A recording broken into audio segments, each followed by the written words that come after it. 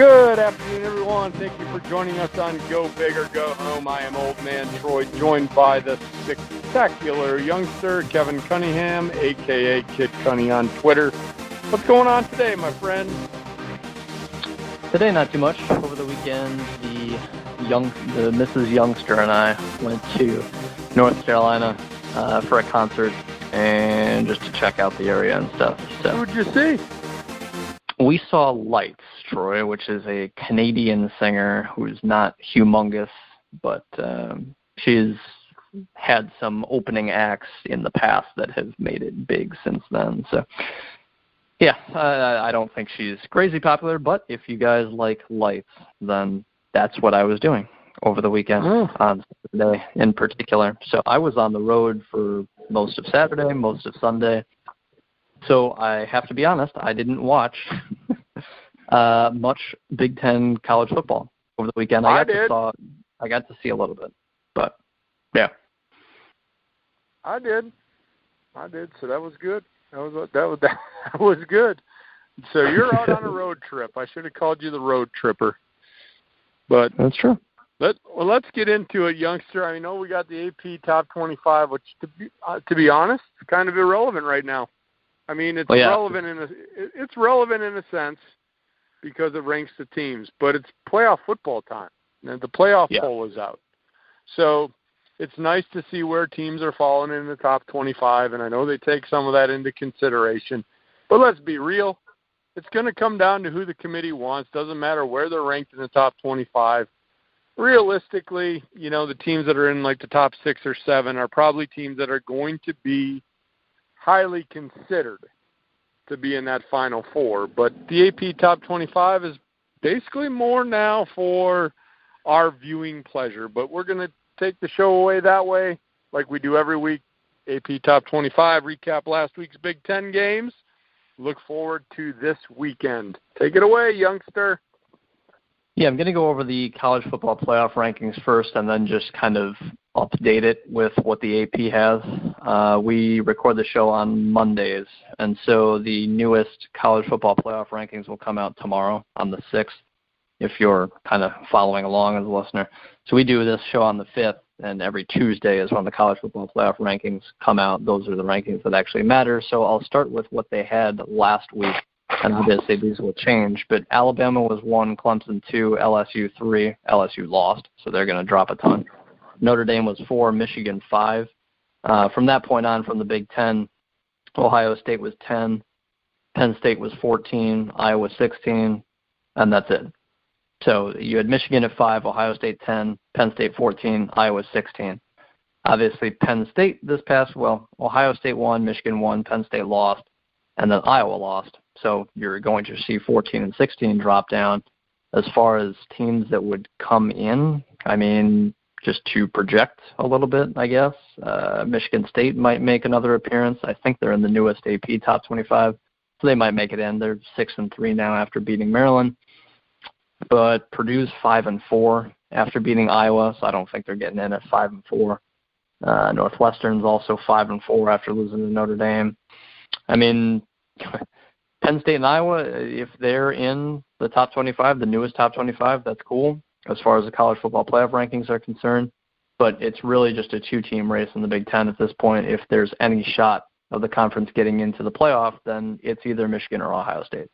And I don't see Penn State falling out of the top 25 in the playoff poll, Kevin. They lost to Michigan.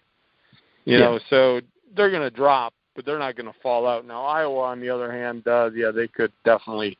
they could tumble all the way out of the top 25 playoff poll. Yeah. I would like to think that if Ohio State, even at 10 in last week's poll, if they won out, beat Michigan, beat whoever from the other division in the Big Ten title game, I would think that Ohio State, at that point, it would be 12-1, that they would get into the playoff. Would be my assumption. But I'm curious on your take there, Troy. Obviously, Michigan at 5, if they ran the table the rest of the way, they would get in. And Michigan in the newest top 25 will probably be 4. It's just my assumption. They move up a spot, stay behind Notre Dame since Notre Dame beat them week 1. But I think that Michigan, if they won out, they would be in the playoff. at the end, and then Ohio State, if they won out, I think they would jump teams that they need to in order to get in. I think that they would jump, well, obviously Kentucky at 9. They lost this past week. And then you're going to have, Georgia probably losing to Bama. Clemson should run the table realistically in the ACC. I think Clemson's in. Alabama's most likely in, obviously. And then Notre Dame's probably going to get in as well. And then I would assume it's the winner of the Big Ten, would be my assumption. I think Oklahoma maybe, I guess, could make an argument. They also only have one loss. But, if Georgia were to beat Alabama or something in the SEC title game, then that could get interesting because Alabama with one loss is going to get in too. But I don't know. At this point, I just see Alabama, Clemson, Notre Dame, and then the winner of the Big Ten most likely. But I think Oklahoma is probably the most likely spoiler of that, would be my assumption anyway. Well, you brought up Georgia, though, Kevin, and you brought up the very legitimate point. If they would beat Bama, Bama's in. I mean, yeah.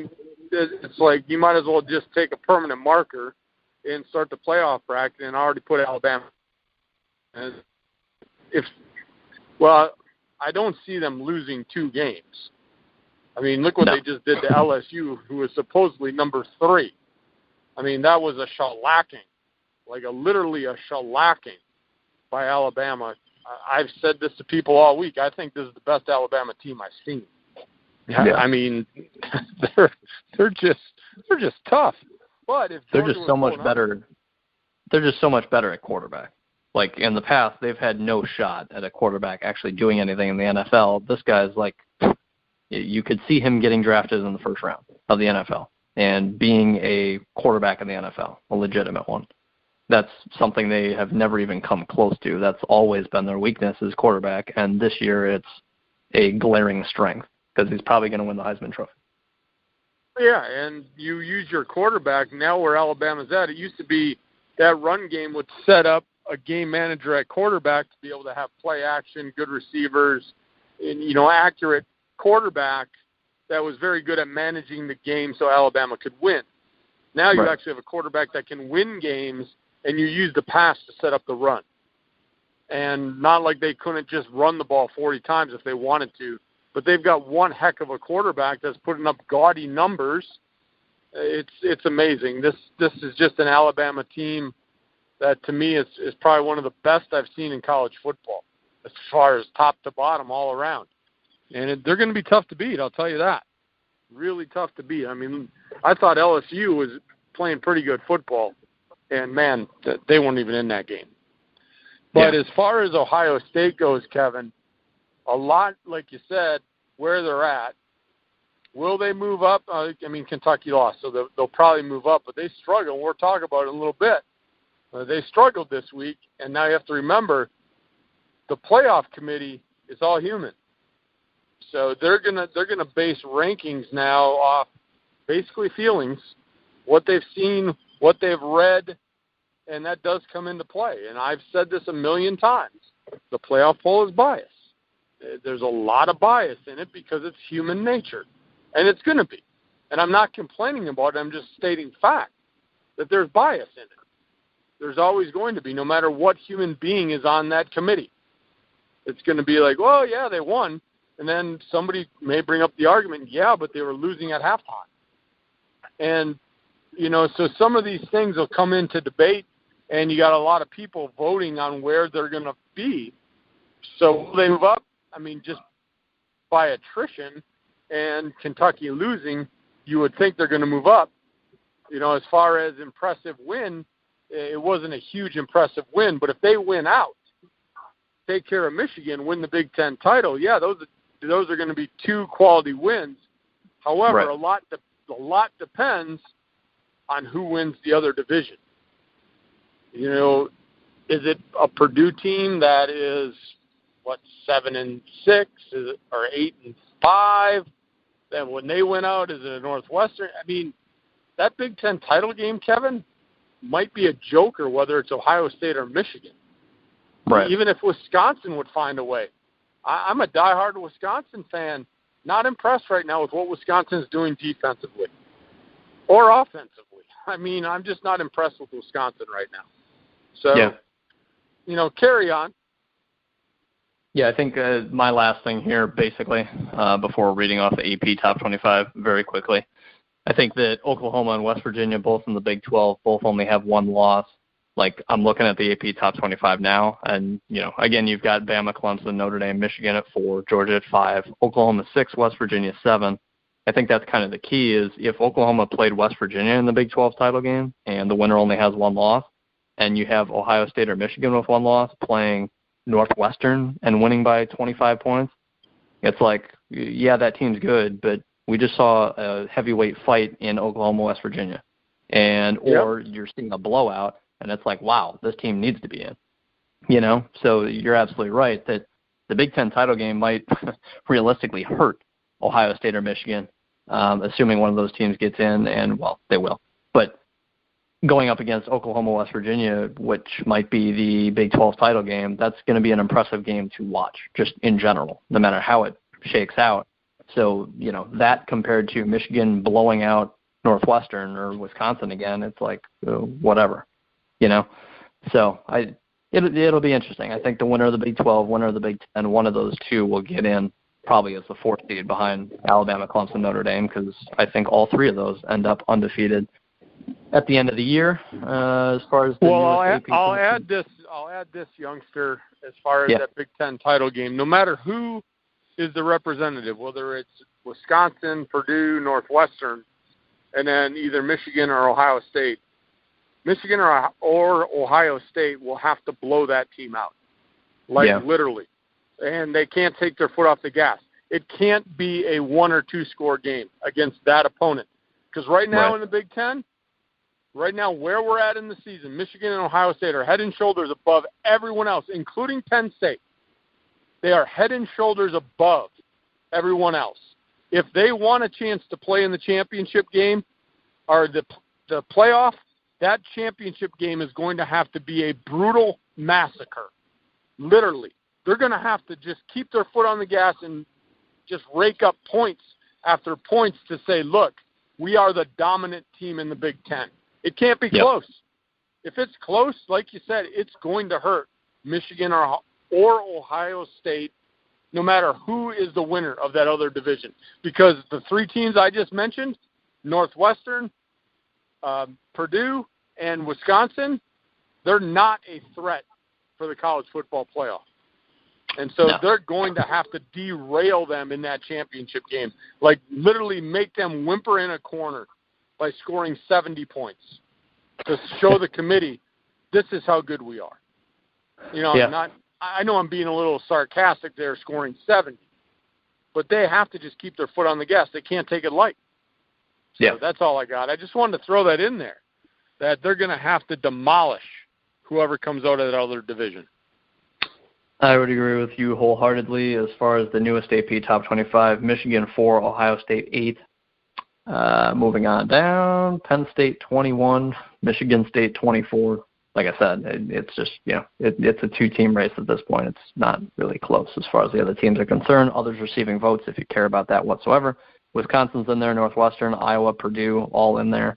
So, again, as we have known, the middle of the Big Ten is pretty strong. Those teams are solid and can beat anyone. We saw Purdue kill Ohio State. But at the same time, that doesn't necessarily help your conference if they're not littered in the top 25. It's like, well, you're decent, but you're not that good. So, a loss to Purdue doesn't exactly look great. Michigan's loss to Notre Dame, that's perfectly fine. That's 100% acceptable. But Ohio State's a little different. So anyway, moving on to, Week 10 now. And so we're going on to Week 11. But in Week 10, we can start with Ohio State and Nebraska. And Ohio State barely got by them, 36-31. From what I saw, which, again, I didn't see a single play of the game, but I followed along with a few of these games, and I saw bits and pieces of certain games. But Ohio State, Nebraska, it was obviously close throughout. Nebraska held the lead at halftime. Ohio State took it back in the third quarter going into the fourth. Ohio State, just made, an extra play or two to win the game. And like you said, basically to start the show, Troy, it wasn't an impressive win at all. Nebraska's 2-7 right now. I think they're certainly better than that record just because of the offense, but they're not a top 25 team, obviously. And so if you're struggling in this game, if you're Ohio State, then that's not impressing anybody. The one thing I want to mention, too, before I guess I get too much into these games, some notes on last week and our show, we locked Purdue -3 versus Iowa. We lost that because Purdue only won by 2. So from a betting perspective against the spread, we lost that one. So once again, we lost a lock of the week. However, we did nail Michigan -10 against Penn State because Michigan won 42-7. So we hit that one as far as Michigan taking care of Penn State. At least we got something right for the lock of the week, Troy. Because at this point, what are we, like 2-7, 2-8 probably? I gave up. I gave up doing the record. We just are going to give our honest opinion. Sometimes we're right, sometimes we're wrong. We just happen to be more wrong than anything this year. Yeah, I would agree there. The other two things I want to bring up quickly, you wanted Wisconsin to run the ball 50 or more times, or you thought they would run it 50-plus times. They ran it 46. So you were pretty damn close there. I also said Nebraska would score probably 31 points on Ohio State, and that's exactly what they scored, was 31. Because Ohio State's defense, I knew, and just like Purdue, those higher-powered offenses will score probably at least 31 points. You'll get 4 touchdowns, you get a field goal somewhere, you'll score at least 31 points if you're a really good offense. And I do truly count Nebraska as a really good offense despite their atrocious record. I think offensively they're pretty hard to stop. Well, that's an offense, Kevin, that is just getting better. They've got to learn what Frost wants. So you think this guy just came in with a bunch of guys he didn't recruit. He's implementing a new offensive scheme, and so every week is a learning process. The guy's still a good coach. I know, people are probably rumbling because they're thinking, oh, my, here's the savior, and he's going to, bring Nebraska immediately into prominence. It takes time. So you think every week terminology, playbook, film study, they're learning. And I've seen this offense get better week to week, and it's going to get better. Eventually he's going to get the guys in there that he wants, and he's going to have a pretty good offense down in Nebraska, which, think about it. Old school guy like me, Nebraska and offense don't go hand in hand. Normally it was Nebraska defense, run the ball, have a good quarterback, that would try to dabble in the NFL but never really successful in the NFL because they did it the old school way. And now, Scott Frost is coming in, and he's going to be more of an up-tempo type guy. So he needs a quarterback, an athletic-type quarterback that he has. And as weeks go on, that offense gets better.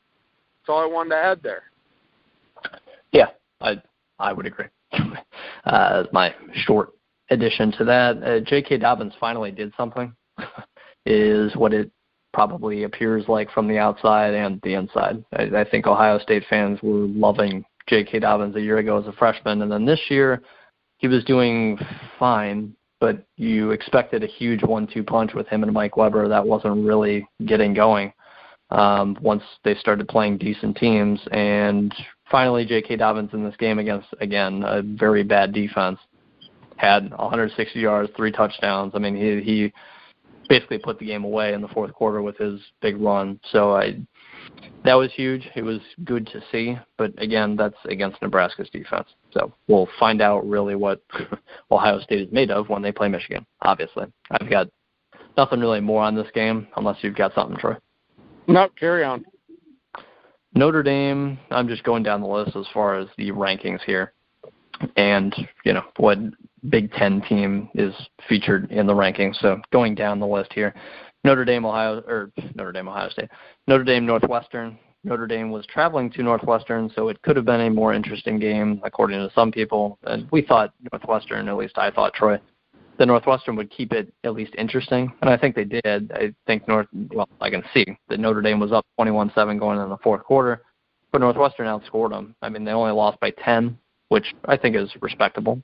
And I think at home for a night game, Pat Fitzgerald coach team, I expected them to play hard, and they obviously did. Hung with an undefeated team, a team that's 9-0.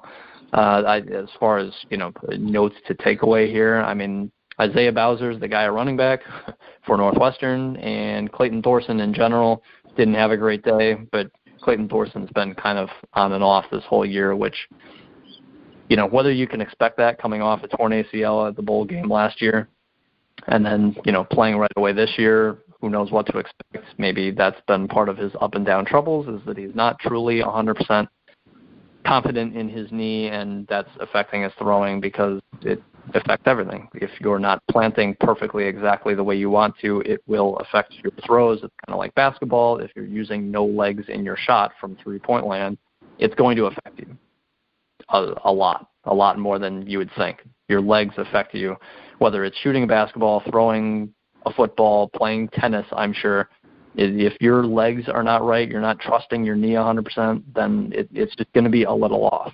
And maybe that's exactly what's going on with Thorson, maybe not. I obviously have no idea. I'm not Clayton Thorson. But that's just my kind of assumption, and that's led to Northwestern, I think, not being probably as consistent as they would want to be, although in the Big Ten they're doing just fine in the Big Ten. They're 5-1 in the Big Ten.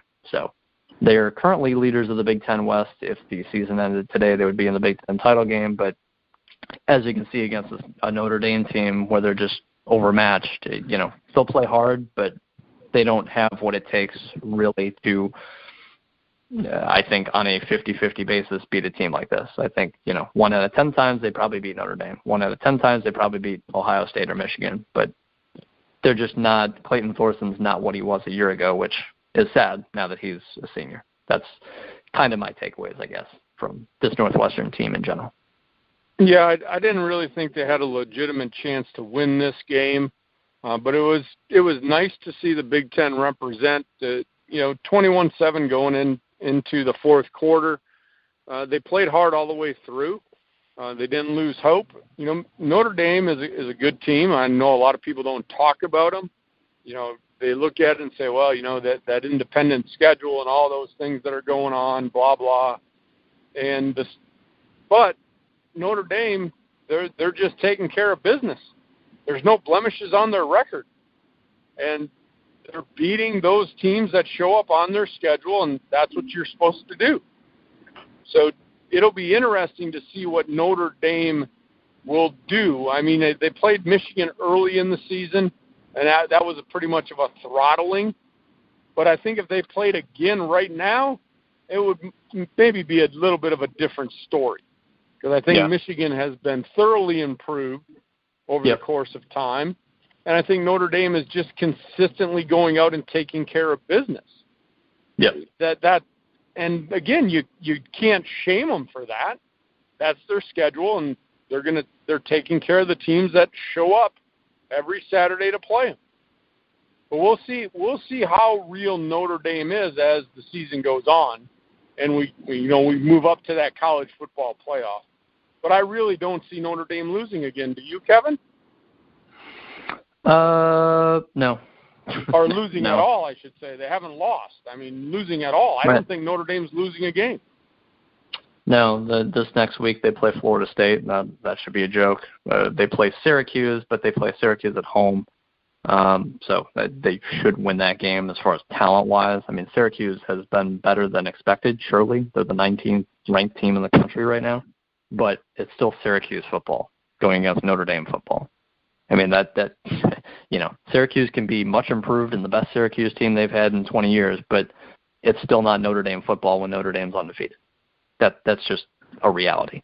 And then the final week they travel to play USC, and USC is basically a 500 team right now. So Notre Dame should go 12-0 and have a, like you said, throttling over Michigan in week 1, and that's it. I mean, they're getting in. As long as they keep winning, they're getting in.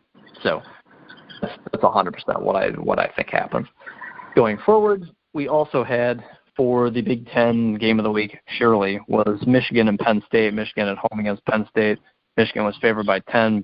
You and I, Troy, thought that Michigan would take care of business. I thought Michigan's defense, it was elite going into this game, and Penn State's offense, Trace McSorley just hasn't been playing that well, to be honest.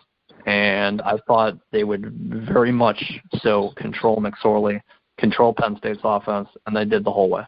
And they shut them out through 3 quarters. It was 28-0 going into the fourth. It was just a beatdown. And Michigan is really strong in every sense that a team can be strong. Offensively, defensively, line of scrimmage, quarterback play, running the ball. I think they're just very strong in general. So I respect Michigan a lot. I think Penn State has some holes. I think Penn State is very young in basically every single spot except quarterback. So this game, I mean, I didn't expect it to be 42-7, but I expected Michigan to handle them, and they obviously did. Shea Patterson looks good, coming off play action. If Michigan can control the line of scrimmage, they're going to win the game. They didn't control the line of scrimmage against Notre Dame, by the way. Notre Dame controlled the line of scrimmage on both sides of the ball, 100%. And Michigan didn't. Michigan looked like they were not in the same class as Notre Dame week one. I don't know if that changes the whole line of scrimmage thing over the course of the season. I think you can get better as an offensive line, defensive line. But if you're that much manhandled by Notre Dame in week one, I don't know if, I do think Michigan has more talent than Notre Dame. But if Notre Dame controls the line of scrimmage like they would in week one, then maybe Michigan's not as good as I'm thinking. But I'm impressed with Michigan right now and what they're doing, and they've won their last 8, and they've looked damn good winning their last 8 games. Yeah, and Shea Patterson is really coming into his own. I mean, he's getting very comfortable in that offense. He had to attempt 17 passes. Yep. You never see him throwing like 30 passes in a game, and he can, but they just always run and set up play action, and it works perfectly. Controlling the line of scrimmage and being able to run, that's now the threat of Michigan, though. Their game plan is going to be to use the play action to dominate and use the run game. The thing is, they now have a quarterback, Kevin, that you can put the ball in his hand to move the team. Yep. I mean, that's what I see now. And Michigan's had some quarterbacks. Everybody say, well, they had Brady, they had Harbaugh. Okay. But as of late, I mean, go back recently, Kevin. I mean, did they really have a threat at quarterback? Who's the last one? Chad Henne was pretty good in college. Chad Henne was pretty good. Yeah. That was like 05, though. So it's been a while. Yeah, some of our listeners probably don't even know who Chad Henne is. Maybe not. His wonderful stint with the Jacksonville Jaguars. Yeah. I mean, that's about it. Okay, let's carry on to the next game. Purdue at home against Iowa. This one was pretty good. I got to watch some of this. David Blau, 23 of 32, 333 yards, 4 touchdowns. Purdue won the game 38-36. Obviously a close game. Purdue was up, 35-23 going into the fourth, so Iowa certainly made it more interesting. Purdue had a game-winning field goal to win the game. So it came down to the wire. But, again, Purdue and David Blau throwing the football all over the place. That's Purdue right now. I mean, it's not going to say David Blau is Drew Brees, obviously, but I think it's as close as they've had to Drew Brees and the effectiveness they've had offensively. They're just putting up points on basically everyone. So I respect Purdue's offense. We both figured that Purdue would go into this game and win at home against Iowa, who's solid but not great.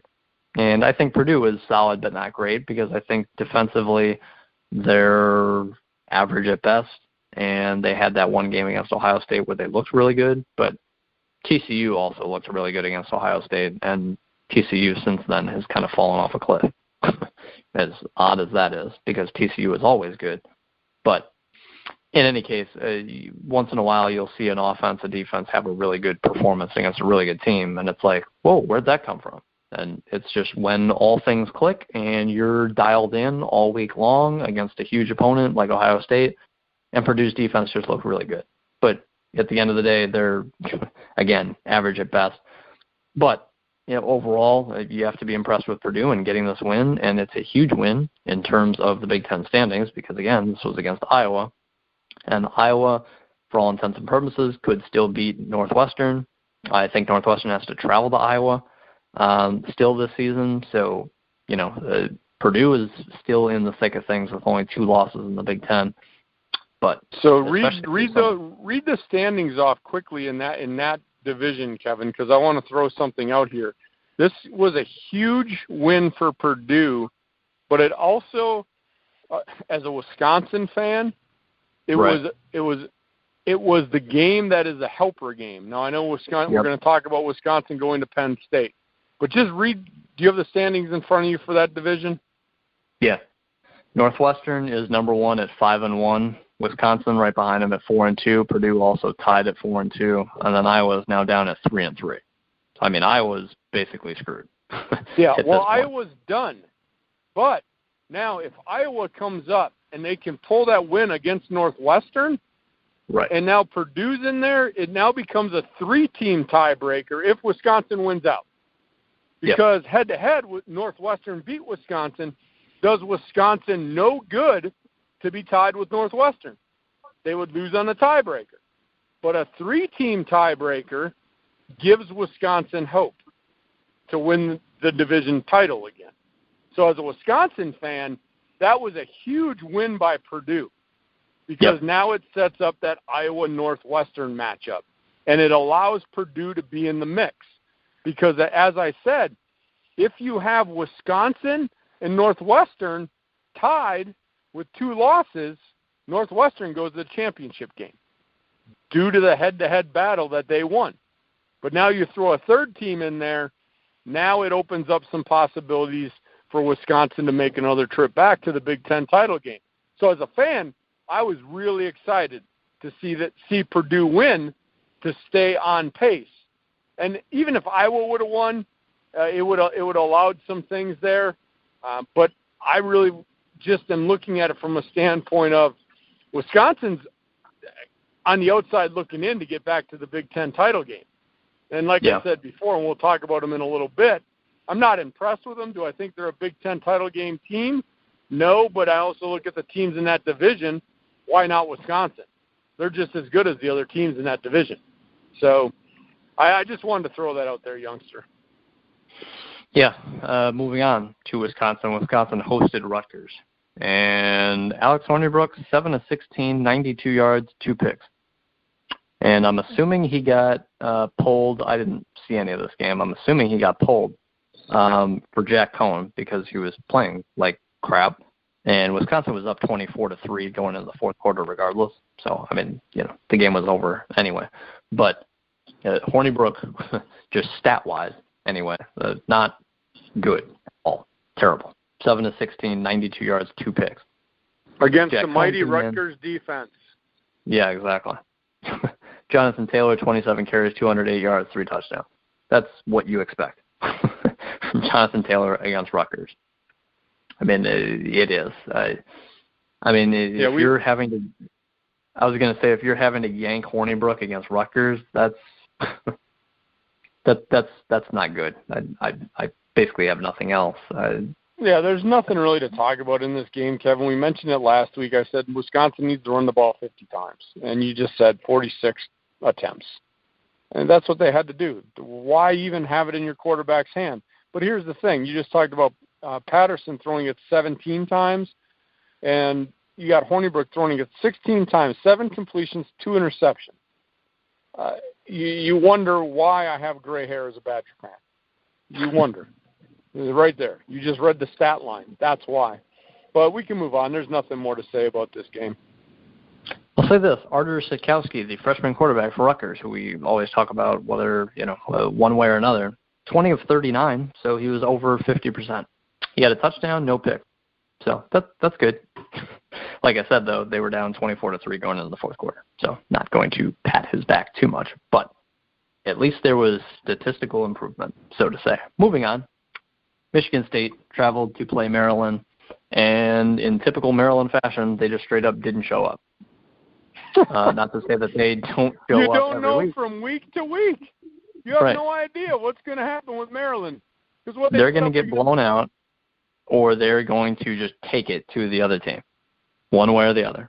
And playing a consistent Michigan State team with Fire Mark D'Antonio as head coach, I figured this would be a game where Maryland just rolled over and played dead. I figured. Well, they also had some off-the-field issues going on there, too.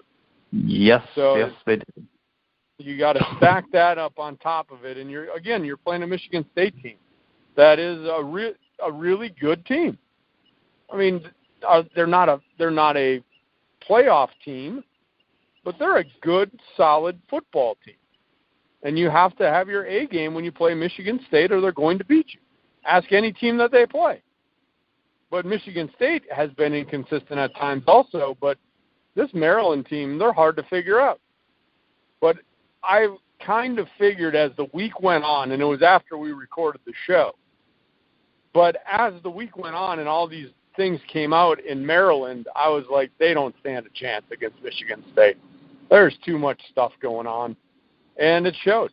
What did they score, 3 points? Yeah, 3 points. They were down 10-3 at half, so they were in it. Michigan State couldn't, kill them and put it away because that's not what Michigan State does. I mean, Brian Lewerke had 87 yards passing in this game. Quarterback for Michigan State. So not good, but Michigan State's defense just completely controlled the game in this one. And for those that don't know at Maryland, I mean, all the stuff that's come out, I mean, you can obviously do your research and find out what happened. But over this past week, basically, we record this show on Mondays every single week. And on Tuesday, head coach DJ Durkin, who was suspended, kind of waiting in the wings to see what happened, the Maryland Board of Regents came to a conclusion and told the athletic director, hey, he should be our head coach again. And on Tuesday, he was reinstated as head coach. During his first meeting with a few players, 3 of them just completely walked out and basically said, this is a joke. And everyone, the entire media was like, what are you doing? The Maryland governor said he should be fired, basically saying, what are you doing, Maryland? Letting this guy back as head coach. One day later, on Wednesday, the athletic director met with a number of different people, and they all basically said, what are you doing here? And so he got fired less than 24 hours later. So DJ Durkin no longer at Maryland. He was back as head coach for a day, randomly on a Tuesday, but then he got fired afterwards. Basically, once the media came and said, what are you doing here? This is absurd. And the players were walking out of meetings. There was a punter, supposedly, that got in a fight and had stitches and something happened to his shoulder. There's just so much crap going on at Maryland right now. Stuff happening in practice, coaches coming, leaving, ridiculous decisions being made about these coaches. It's amazing that Maryland's 5-4 and 3-3 in the Big Ten. To me, it really is. As far as anything else like potential coaches in the future, I think Matt Canada has done a pretty good job with this team, considering everything that has gone on. I'm not going to list other guys from other conferences and, saying that this guy should be the next coach or whatever. But I'll just say that Maryland's gone through a ton of crap. That's my little timeline that I wanted to lay out there as far as what happened this past week. I'll throw this in there, Kevin, too, because you talk about you're surprised how they're 5-4. Well, what happens after that incident happened? And then you have, the big firestorm. And then you kind of go back to some resemblance of routine after the investigation's underway, and it's kind of now pushed aside a little bit. They could focus on football without Durkin in the picture. And I'm not going to sit here on this show and give my guilty or not guilty, whatever you want to say. And I'm not going to voice my support either way. What I'm going to do is put myself into when I coached and put myself into a situation if that had happened while I was coaching. You've heard me say this many times, Kevin. The coach is in control of everything that goes down in that program. Everything. Whether or not you're responsible for it, at some point you're the head man. So whether or not you knew what happened there, you're the guy. That's the way it has to be. And to be honest, if I was him, I would have resigned. Right. And that is not an admission of guilt, but think about exactly what happened. And I put myself in this situation during the week. I'm like, man, if that was me, I wouldn't have wanted to go back. I love to coach, but I wouldn't have wanted to go back into that situation with everything that came out. I would have gracefully resigned my position and let that program move forward. So I don't know where he was, and I don't know who's advising him. He should have known that was going to happen. You're going to have players that are on your side. You know, I would like to go back and say I had players that would have jumped off cliffs for me. And you know, to that realm that they support you that much. But I'm also a realist. There were players that disliked me with everything that they had. Sure. But when it came to playing, there was a mutual respect. They went out and played hard, and they didn't cause any tiffs while they were there, right? But when an incident like this happens and the university does investigations and then he's reinstated, those players are going to do exactly what they did, and that's walk out because they don't respect the coach as a person. And going back to what I was saying, players may have disliked what I was doing as a coach, but as a person, we could have a conversation, right? So it goes deeper than coaching. And I just don't know why he didn't, as a person, resign his post. That's all I'm going to say. I'm not going to sit here and get into what I think. But that, I mean, as a former coach, had that had happened to me, I would have just resigned and said, carry on with your investigation because you know there's probably going to be civil suits and all kinds of stuff that are coming out from the family. But as a coach, I wouldn't have wanted to go back into that situation. I just wanted to throw that out there, youngster. Yeah, my final thing with it is not even the fact that Maryland, you know, basically ran a kid into the ground and didn't have proper anything to do anything about it, and he ended up dying over the off season. You know, that's atrocious in and of itself. But if you haven't heard what Durkin would make players watch during team meals, then you should look it up and decide for yourself what kind of environment was going on in Maryland. It's disgusting to say the least. Yeah, I'll leave it there. The last game for Week 10 in the Big Ten, Illinois hosted Minnesota. And earlier this year, I know, Troy, you don't talk about Minnesota, and understand. No, but that's good because I'm getting to the dead zone on the trip.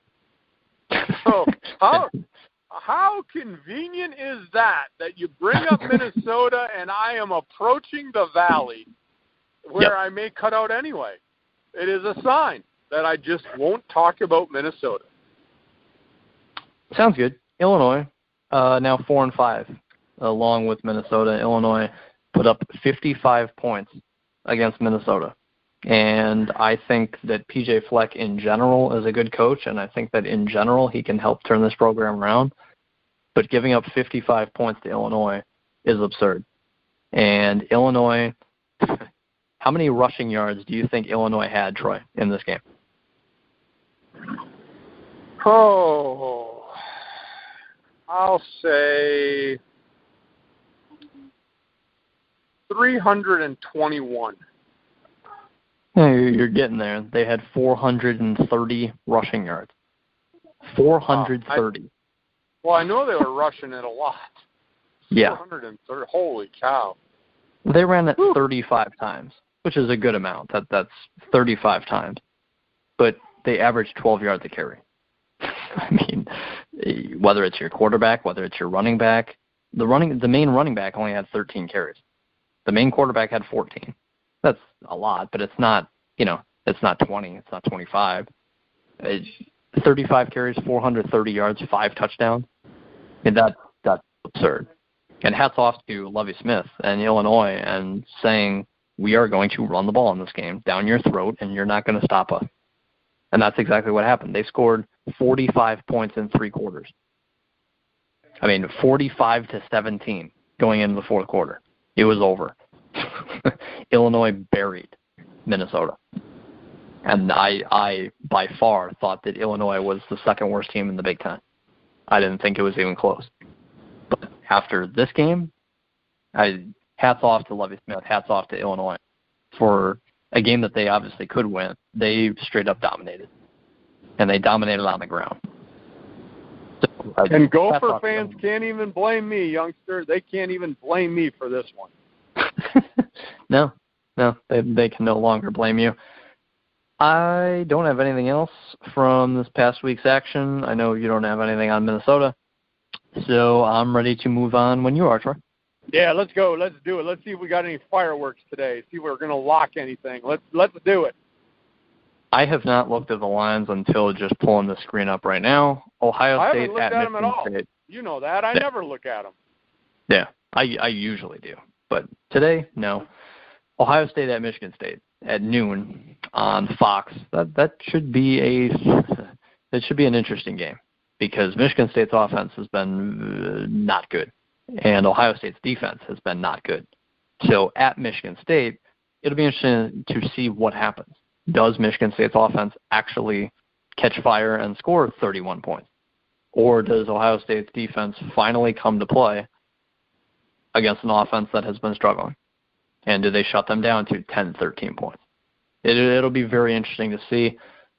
What do you think the spread is here, Troy? Ohio State at Michigan State. Ohio State at Michigan State, I would say probably 11, 10.5 or 11. I would have thought it would have been more than a touchdown too. But Ohio State is favored by 4 points. That's it? 4 points. Wow. Yeah. Little respect for Michigan State. Yeah, or disrespect for Ohio State, especially coming off the Nebraska game, and it's like you barely got past Nebraska. Now you're traveling to Michigan State. So that's not easier. At home to Nebraska, at Michigan State. Two different things.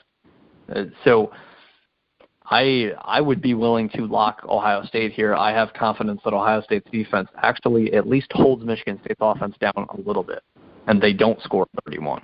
And I think that Ohio State's offense can move the ball on Michigan State's defense. I think Michigan State's defense is really good, but I think Ohio State's offense can be really good. So I trust Ohio State to win the game by a touchdown, whether it's 28-21, 24-17. I think they win the game by a touchdown. I'm willing to lock it, but I understand somewhat, I guess, Vegas's line here, but I don't know anyone who would pick Michigan State to win this game. So I'm a bit surprised at it. That's why I'm. Well, I already told you what I thought the spread was going to be, so ring it on up. Set the fireworks off. I'm good with it. There we go. I think we just lost Troy for a second there. But Ohio State -4 at Michigan State. That is our Go Big or Go Home lock of the week. And not sure if we're going to have another one. We certainly might, because last week we had two. So, and I hear Troy on the other line, and he just dinged out. So he's going to be calling back in a second. But Ohio State -4 at Michigan State is at least one of our Big Ten locks of the week. So you know to probably go with Michigan State at this point based on history and what we have done this season as far as our little locks of the week go. But moving on, past Ohio State, Michigan State, also at noon on ABC, and I know Troy is going to get his 2 cents in with this one. And I think the line is interesting as well. But Wisconsin travels to play Penn State. And Penn State, I will have to pull up exactly what Penn State has done home and road. But I know Penn State at home has not done fantastically here. And let me see here if I can pull this up and get a current record of home and away. And for whatever reason, I can't. But I can figure it out here. They are 2-0, 2-2, 3-2. Penn State is only 3-2 at home. But so again, at noon on ABC, and there's a few interesting Big Ten games here at noon. But Wisconsin traveling to Penn State at noon on ABC is certainly another one to watch. Penn State, and I heard you ding back in, Troy. Penn State at home against Wisconsin. What do you think the spread is? Penn State at home. I would say it's a 7.5. Okay. Penn State's favored by 8, so you're basically right on the money there. I would have thought the spread would have been closer, and maybe that's just me. But I think Wisconsin's right there with Penn State. Maybe I'm crazy, and maybe Trace McSorley can do a number of things on Wisconsin's defense, but I think Wisconsin's defense can at least be solid. And Penn State this year at home is 3-2. I mean, they're nothing special. I think Penn State's kind of struggling in general, and they just got smashed by Michigan. And Wisconsin got smashed by Michigan, too. I think both of these teams are pretty equal in different ways, but I think they're pretty equal in terms of how good they are. It comes down to quarterback play, though, youngster. I'll take McSorley over Hornibrook any day of the week. Right. And that's you look at this, I think they're a touchdown better at home. Just because McSorley and that defense hasn't impressed me. I thought this Wisconsin defense would be not, of course, it's not going to be as good as last year's. That defense last year was just phenomenal. Yeah. I thought this defense in 2018 would be good. It's not that good. It's an average team that allows teams to sometimes control the game, and they can't get off the field. So I'm not overly impressed with this Wisconsin defense. And McSorley, I know Penn State has struggled at home, but now, like you said, and I agree, you got 2 even teams. So where is the X factor? It's in quarterback play. Yeah. And so when I look at this, I do think they're a touchdown better. I'm not willing to even take Wisconsin in the points in this game, Kevin, because I look at it, McSorley is much better than Hornibrook. This defense has had lapses. You mentioned the line with the Rutgers quarterback, completing 50% of his passes. McSorley's better than that. I know he's got young weapons, and this team is still trying to figure out where they're at. But I'm not overly impressed with Wisconsin's defense. Do I think they can step up and have a wowzer of a game? I'm not so sure. They've done nothing to give me hope that all of a sudden the light switch is going to go on and this defensive unit's going to play as one that is a dominant defense. So I see the same type things going on week to week. You allow Northwestern to run all over you. And I think Penn State's 10 times better than Northwestern. So I'm not confident of the Badgers going to Penn State and pulling off a victory. I think Penn State wins this, and I think they win by a touchdown. Yeah, fair enough. We differ on this one. I think this is a very close game, and if an upset happened, then it happened, and I wouldn't blink twice. That's how I see it. So we differ on this one. But you're absolutely 100% correct that Trace McSorley beats Jack Cohn or Alex Hornibrook every day of the week, and that might be the difference to put them up by a touchdown, and boom, there it is. So can't disagree with you there, but I'll move on. If all of these games, or not all of these games, I guess there's another one after this, also at noon, but another noon kickoff is Nebraska at home against Illinois. And if you have absolutely nothing to watch, you have zero interest in watching Ohio State, Michigan State, Wisconsin, Penn State, or the other noon game in the Big Ten, Maryland, Indiana, this one should be entertaining because Illinois should be able to run the ball all over Nebraska just like they did all over Minnesota. And Nebraska should be able to run the ball all over Illinois just like Nebraska runs all over basically everyone, because that's what Nebraska does, is they run over people. Adrian Martinez is fantastic with his legs. He's a good thrower as well, but fantastic with his legs. He's more known for his legs. And I think that he's a capable passer. I think overall, I mean, you're going to have to score 40 to win this game. And so I saw the line, and I'm surprised at how big it is, but maybe it is more of a talent mismatch than I think. But I'm still not holding Illinois to a decent standard yet. Despite what they did in Minnesota, I think that talent-wise, Nebraska still has more talent than Illinois. But I'm surprised at how high this line is. Nebraska's favored to beat Illinois at home, Troy, but do you know by how much? Nebraska at home against Illinois, I would probably say it's 7.5. And Nebraska's favored by 18. 18? Yeah, that was my reaction in my head.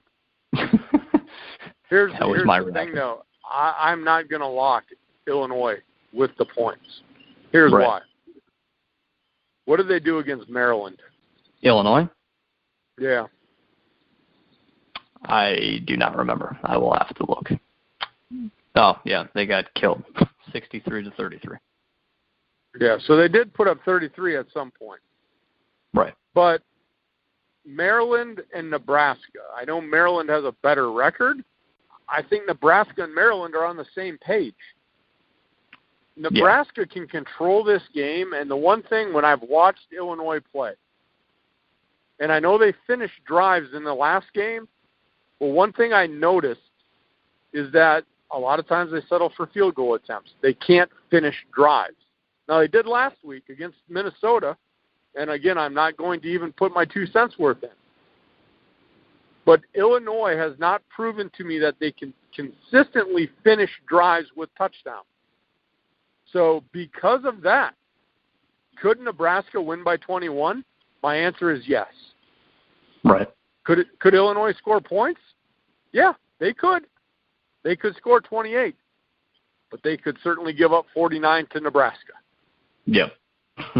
So this line to me, it's not a line. Some people look at it and say, "Ooh, that's a good line." No, I'm not touching that line with a 10-foot pole, because Illinois to me has not proven anything of what they're going to be on Saturday. I have no idea.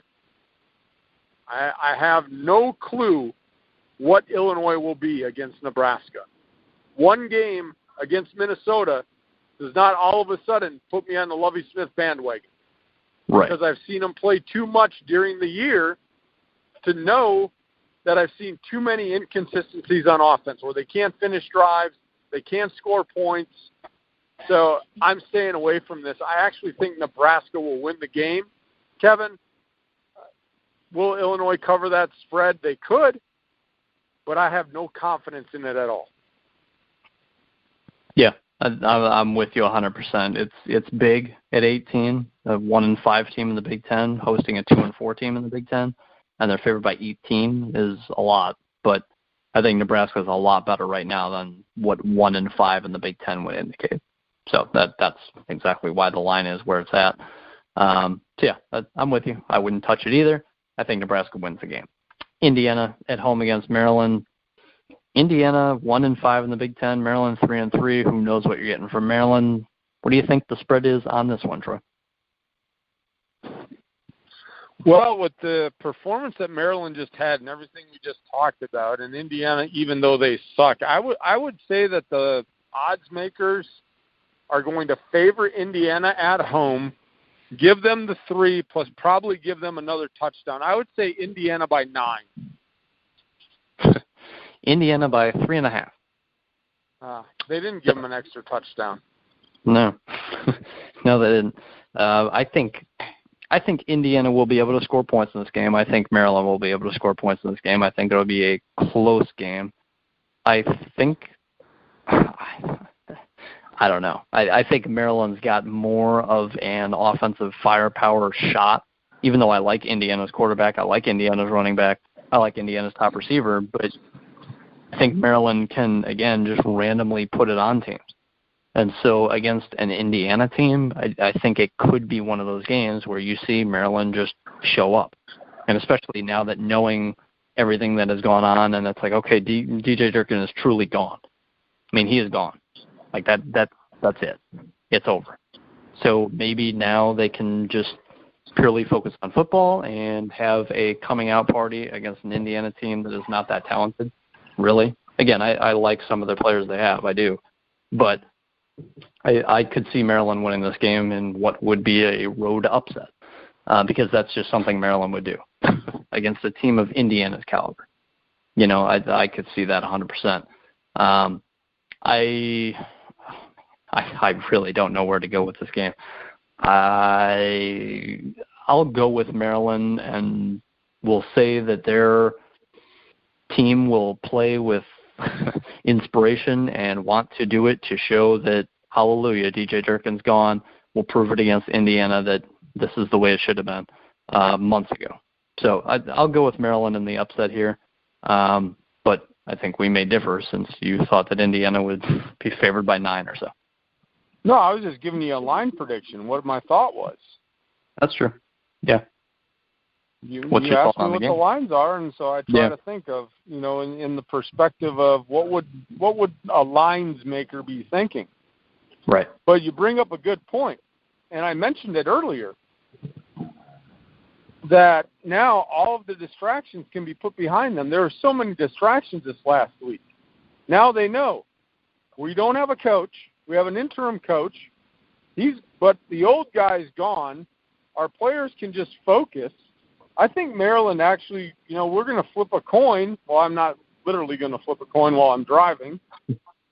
But we'll flip a coin to find out, is this the consistent Maryland team or the team that we have no idea what Maryland can do? But I think the distractions now are behind them, Kevin. I brought it up earlier when you said you don't know how they're 5-4. Indiana's not that good. They're not that good. Maryland can be good. Maryland can be not very good. Maryland can be good, but Maryland can be bad. So now that we're going to lock this game. Ooh, there we go. We're going to lock this game. Which means that Indiana's going to win. It's just the way that it's worked this way. But I think the big reason is that Maryland now, all the distractions are put behind them. They're gone. Like you said, they can just focus on football. So I take Maryland. Let's lock it. Let's set the fireworks off again. There you go. Fireworks are up and at 'em. Good stuff. Some interesting noon games. To move on to 3:30, there are 3 games on at 3:30, and then there are no Big Ten night games. So you've got a Saturday night to think about what happened in the Big Ten or a Saturday night to party, depending on what you do. But I will not say too many words about this one. Michigan at Rutgers at 3:30 on BTN, so you're going to have to search a little bit harder to find this one. What's the line on this one, like 44? Pretty close, 39. 39 points. as it should be. I mean, the only thing I'll say is, I hope Art Sikowski doesn't get hurt in this game against Michigan's defense. That's all I'll say. There's no point in getting into this game, in my opinion. No, but unless you've got none at all. Okay. Unless you want to lock in 40 points. No. Because like always, you could see Rutgers cover the spread and lose by 38, and we know how that goes with backups and it's 42-7. Oh, you want to take Rutgers in the points, youngster? No, I'm not going one way or another. No, all I'm going to say is, this will be a non-DVR game. I have no interest in watching much of this game. I'll probably turn some of it on, but there's really, to me, this is not a must-watch game. But Michigan should roll. Yeah. Iowa at home against Northwestern. This one should be interesting. And if there is a game to watch at 3:30, it would be this one, not that the other one that I've saved for last, just because it's last on my computer screen here, is not a good game. But Iowa Northwestern, big implications in the Big Ten West standings, as we have talked about throughout the show a bit. So Iowa at home against Northwestern. Troy, your thoughts on the betting line? Iowa at home against Northwestern. Iowa by 3.5. Iowa minus 10. Iowa minus 10. A lot of interesting lines this week. That's why we've locked twice. Iowa minus 10 at home against Northwestern. I think Iowa wins the football game. I don't know if Iowa wins by 10, a.k.a. like 11, 12, 13, 14, 17. That's a lot. I can see at Iowa and Northwestern talent-wise versus Iowa, probably the same. Like you said, Iowa by 3 makes sense. These teams are pretty similar, and Iowa's at home. They get a little 3-4 point cushion since they're at home. I get that. I also see sometimes Northwestern, Clayton Thorson not getting things going, and if Iowa's defense does show up like it has in certain games this year randomly, and other games it doesn't, it's kind of been an inconsistent defense. The offense has also been kind of inconsistent, whether 3-3 in Big Ten play. So 10 points is a lot. Northwestern also 5-1 in the Big Ten this year, and Northwestern has won, I think it's like 13 of the last 15 Big Ten games, something ridiculous like that. They do well in the Big Ten, and obviously this is an enormous game, and so if Northwestern is going to prove its worth and win the Big Ten West and be in the Big Ten title game, it's basically up to this game. I mean, if they win this one, they should be good to go, I would assume. So for me, I mean, it's a big game for Northwestern. I think they'll show up. I don't know if they win the game. I think that Iowa does, but I think Iowa wins a close one. Well, I'll give you 2 perspectives on this one. As a fan, I am rooting thoroughly for Iowa. Because being a Badger fan, like I said, even with my disappointment in the Badgers, I still want them to go to the Big Ten title game. Who wouldn't, right? Who wouldn't want their team to be there? Yeah. So I will be rooting thoroughly for Iowa. Now, from a show host perspective, this is gonna be a dogfight. We know what Iowa's going to try to do. Yeah, they're going to try to win in the trenches, and we've been talking about trenches all day. And if you can control the line of scrimmage, you can control the game.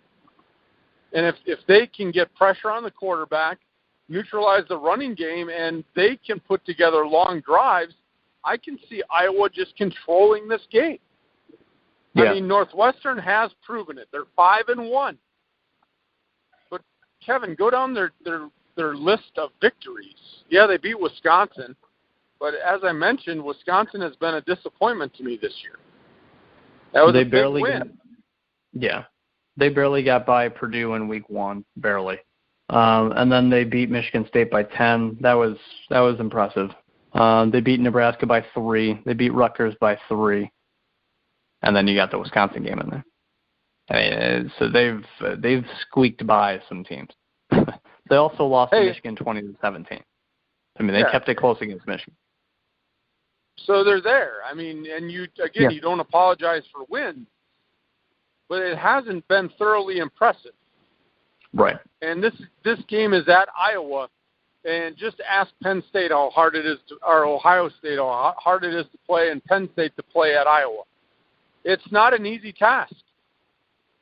I mean, Iowa was a tipped pass away from winning that game against Penn State, Kevin?